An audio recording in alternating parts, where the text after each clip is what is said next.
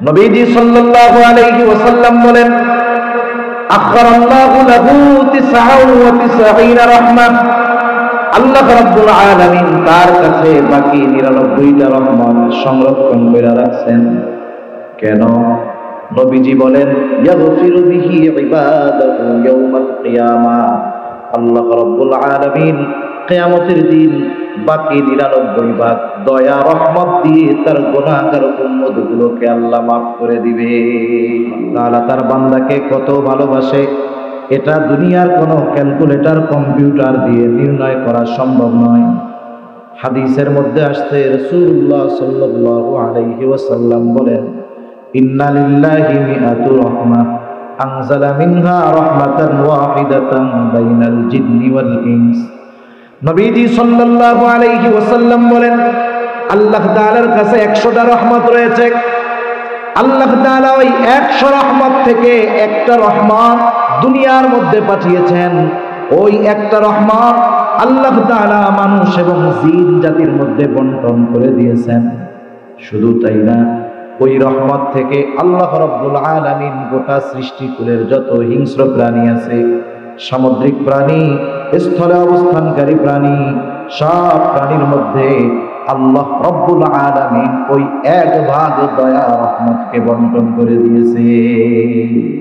এক কথায় পৃথিবীর শুরু থেকে নিয়ে শেষ পর্যন্ত যত মাখলুক এসেছে, আছে, আসবে, সবার মধ্যে আল্লাহ তাআলা ওই 1 ভাগ রহমত দয়াকে বন্টন করে দিলেন। সুবহানাল্লাহ। ওই 1 ভাগের থেকে সব নবীরা একটা অংশ পেয়েছে। ওই 1 ভাগের থেকে আমার আপনার নবী মুহাম্মাদুর রাসূলুল্লাহ সাল্লাল্লাহু আলাইহি ওয়াসাল্লাম দয়া, মুহাব্বত, মায়া পেয়েছে। ওই 1 ভাগের অংশ থেকে হিংস্র প্রাণীটাও দয়া মায়া পেয়েছে।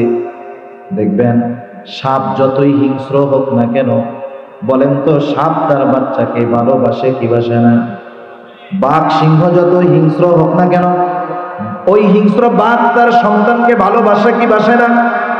আল্লাহ তাআলা হিংস্র প্রাণীদের অন্তরেও ওই 1 ভাগ থেকে দয়া রহমত মায়া ঢুকায়া দিয়েছেন। আমার আপনার নবীও একটা অংশ পেয়েছেন। এই দয়া রহমত মায়ার কারণে নবীজি দুনিয়ায় যতদিন ছিলেন, সুযোগ পাইলেই উম্মতের কথা বলতেন। ওই কঠিন মুসিবত কিয়ামতের দিন যখন সকলে নিজের চিন্তায় বিভোর থাকবে, আল্লাহর নবী ওই সময়ও এই মহব্বতের কারণে উম্মতের চিন্তায় বিভোর থাকবে। রাসূল আকরাম সাল্লাল্লাহু আলাইহি ওয়াসাল্লাম কিয়ামতের ময়দানেও উম্মতের চিন্তায় তিনি বিভোর থাকবেন। নবীজি একবার দৌড়ায়া যাবেন হাউজে কাউসারের কাছে, একবার দৌড়ায়া যাবেন পুলসরাতের কাছে, আরেকবার দৌড়ায়া যাবেন জাহান্নামের কাছে, আরেকবার দৌড়ায়া চলে যাবেন মিজানের কাছে, যেন তার কোন উম্মত কোন জায়গায় গিয়ে বিপদে পড়ে না যায়। যখন উম্মতের জন্য সুপারিশের দরকার হবে, আবার আল্লাহ তাআলার কাছে গিয়ে ওই গুনাহগার উম্মতের জন্য রাসূলুল্লাহ সাল্লাল্লাহু আলাইহি ওয়াসাল্লাম সুপারিশ করবেন।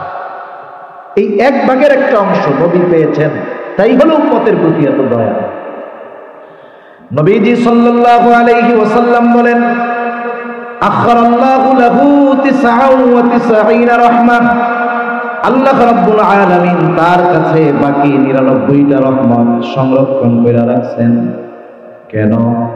নবীজি বলেন, ইয়াগফিরু বিহি ইবাদাহু ইয়াউমাল কিয়ামাহ। আল্লাহ রাব্বুল আলামিন কিয়ামতের দিন বাকি 99 ভাগ দয়া রহমত দিয়ে তার গুনাহগার উম্মতগুলোকে আল্লাহ মাফ করে দিবে। তাহলে বান্দার প্রতি আল্লাহ তাআলার দয়া মায়া কত বেশি বলেন তো? এটা হিসাব করা দুনিয়ার কোন মানুষের পক্ষে সম্ভব? বান্দার প্রতি আল্লাহ তাআলার এমন দয়া, ওই আল্লাহ পরীক্ষা নিবেন আর বান্দা পরীক্ষায় ফেল যাক, এটা আল্লাহ তাআলা চাইতে পারেন। বরং হাদিসের মধ্যে আসছে, কোন বান্দা যখন তাওবা করে গুনার পথ ছেড়ে, পাপের পথ ছেড়ে আল্লাহর দিকে ফিরে আসে, আল্লাহ সুবহানাহু ওয়া তাআলা কি পরিমাণ খুশি হন, নবীজি একটা হাদিসের উপমা দিয়ে বুঝাইতেছেন। রাসূলুল্লাহ সাল্লাল্লাহু আলাইহি ওয়াসাল্লাম বলেন, রাসূলুল্লাহ সাল্লাল্লাহু আলাইহি ওয়াসাল্লাম বলেন, সাহাবাদের সামনে উপমা দিচ্ছেন নবী, যে একটা লোক তার সফরের সামানা সহ একটা উট নিয়ে সফরে রওনা হলো। মরুভূমির পথ চলতেছেন তিনি। দীর্ঘ পথ অতিক্রম করার পরে মরুভূমির মাঝে পৌঁছায়াছেন। ক্লান্ত পথিক বিশ্রামের জন্য গাছের ছায়ায় গাছের সাথে উটটাকে বাঁধছেন, বিশ্রাম করতেছে। ঘুম থেকে যখন উঠলেন, উঠা লোকটা দেখলো যে তার রসদ সহ পানি সহ সামানা সহ যেই উটটা ছিল সেটা ছুটে দূরে কোথাও চলে গেছে। মরুভূমির ভিতরে চতুর্দিকে তাকায় দেখে কোথাও এইটা দেখা যায় না। এই লোকটা হতাশ হয়ে গেছে যে এখন সে নিশ্চিত এই মরুভূমির মধ্যে হয়তো হিংস্র প্রাণীর খাবার তাকে হওয়া লাগবে, অথবা তাকে পানির অভাবে মরুভূমির মধ্যে মরতে হবে। এমত অবস্থায় এই লোকটা চূড়ান্ত পর্যায়ের হতাশ। ওই লোকটার মতো হতাশ আর কেউ নাই। কেমন যেন সে নিজের মৃত্যুর জন্য অপেক্ষা করতেছে, সময় অতিবাহিত করতেছে। যখন সে চূড়ান্ত পর্যায়ের হতাশ, হঠাৎ করে সে দূরে তাকায় দেখে তার রসদবাহী উটটা তার দিকে ফিরে আসতেছে। নবীজি বললেন, বলো তো এই লোকটা কেমন খুশি হবে? লোকটা এত পরিমাণ খুশি হয়েছে ওই রসদবাহী উটটাকে দেখা, খুশিতে বইলা ফেলছে, আল্লাহ আমি আপনার রব, আপনি আমার গোলাম। এত খুশি হয়েছে লোকটা। নবীজি বলেন, ওই লোকটা তার উটটা ফেরত পেয়ে যত খুশি হয়েছে, কোন বান্দা যদি তাওবা করে গুনার পথ থেকে ফিরে আসে, আল্লাহ তাআলা তার চাইতে বেশি খুশি হয়ে যায়। সুবহান।